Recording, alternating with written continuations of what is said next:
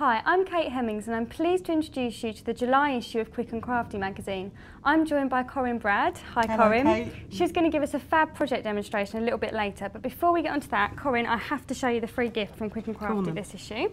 It's this fab fold-out craft tape, which as you can see, well, it does look like that when it's folded up, but as you can see, it opens out into quite a large shopper that you can reuse. Keep all your crafty bits in there. It's got quite a lot of space inside and some nice long straps. That'd be great. It'd be great as a beach tote. It would. It's really good for the time of year with the print and everything as well. And if you look inside your Quick and Crafty, there's some great ideas for how to customise it too.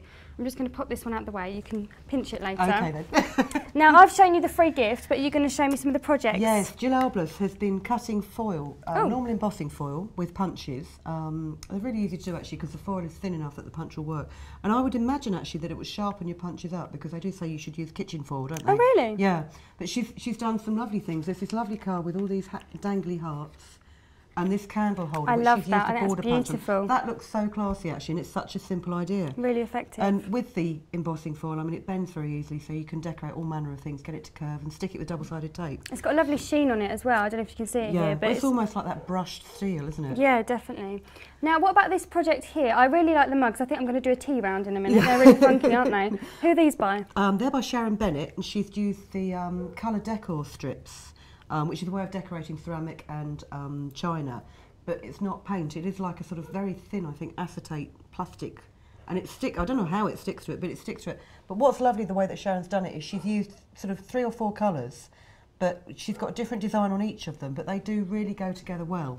Yeah, it's kind of pulled it together as a set, hasn't it? And she's got these lovely cards here as well, and the trinket pots. That would make a great birthday kit. And great for picnics, barbecues. Yeah, you could just sit on the barbecue table outside, couldn't you? Now, this is a little bit different, this project here, and I know you've got your eye on this one. I've got my eye on that one because Susie Johns has obviously done what I've done, and at Christmas and at Easter, she saved every piece of foil and acetate in an envelope and thought, I'll do something with that later. Susie's actually got around to doing something with it. What she's done, she's laid a patchwork of foil and acetate out onto a piece of material, laid some netting on the top and then stitched over it with the sewing machine to hold it in place. And it's a really unusual bag. I mean, it's great for recycling. It's the sort of project actually that teenagers could get into quite easily. Yeah, and if you haven't got particular quality street or sweet wrappers, you're always going to find some scraps of foil or something around the house, aren't you? Yeah. Even you could probably do it with scraps of paper. I mean, it wouldn't be waterproof if you went out and it got it damp. But it still have the same effect on it. Yeah, and it's a really nice, it's like that sort of crazy patchwork effect, but much, much easier. It's very effective. This one here is also really nice. I really like the colours. Who's this one by? That's Karen Creaker, and she's used polymer clay to make little trinket boxes. What she's done, she's made that one from scratch, and it's the same thing. You know, when you were at nursery school, you sort of rolled the sausages out and then put them into a ring. Put them all together in a coil. Yeah, so that's a really sweet trinket box there. If you're no good at that sort of thing, then you can cover tins. I mean, tins will bake in the oven quite easily. I've done it with old tobacco tins that my dad used to. Is that what she's done with this one here? Yes, well, that's a hinged tin. Hinged tin there. Hinged tin. But these are little separate embellishments. So if you don't want to make the box yourself, you could just get something like a simple flower pot and glue them on with a high strength glue. That's a really nice idea, isn't it? But it's the colours. I don't know. You know, there's something really fresh and summery about those colours. They're lovely. Like that. Well, they're great. I'm looking forward to having a go at some of these projects. What about the features, though? What have we got to read? The best feature in there is about crafting parties for your children. So, I mean, birthday parties, or even if, you know, if the kids are having a sleepover, especially coming up to the summer holidays. Keep them amused. Well, you can do it really, I think, from any age from about 4 upwards. I mean, all kids like to get busy with the glitter and the glue, and I mean, I've always done them in the garden because it's much easier to clear up afterwards, although I am still finding sequins in the lawnmower. But, you know, things like decorate a handbag or paint a mobile. Card making is the simplest one to do as long as it's not a windy day. But all children, I think, love to make things, and it means they've got something to take home at the end of the party. Yeah, like a little instead souvenir. of a bag of sweets that rots their teeth. There you go. But remember to lock up your good crafty stash because that could be quite upsetting otherwise, I imagine. Now, thanks for that, Corinne. We'll look forward to those. What are you going to be demonstrating for us today? I'm just going to show you the simple method of foiling. I've made some cards here, just simple initial cards. But what I've done, I mean, this is an Amy Butler paper. So I've gone over one of the patterns with the glue. It's come out really well, actually, hasn't it? I know you quite like that one. I do. I like the pink. Oh, I like that one too, though. That's the holographic one. That's beautiful. It's really effective. This strip has been stuck on with double-sided tape. Oh, I see. But I'm just going to show you how you do it. You need a glue pen, one of the glue pens that goes on wet and then dries to like a repositionable glue. This is one of the best ones. This is a sticky glue pen that you can get from patsymay.co.uk. And what you do is it's got a vacuum pump lid almost, so you push it in and push it, you know, take it off to increase the pressure to get a better flow. Get a piece of patterned paper and then just draw around the outline of a leaf. Now as you can see, that flow is quite thick, so then just spread it out over the surface of it without actually pushing down on the ballpoint pen.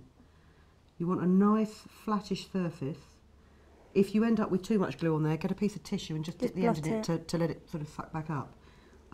So you're just highlighting the pre-printed pattern? It looks so effective on the I mean, you could do something, your own pattern, or you can do it with wording, but this is the simplest way to start. I suppose you could even do it on a stamped image, couldn't you, afterwards? Could you do it that way, once it's dried, or would you not? Oh yeah, you could, yeah, once it's dried you could, yeah.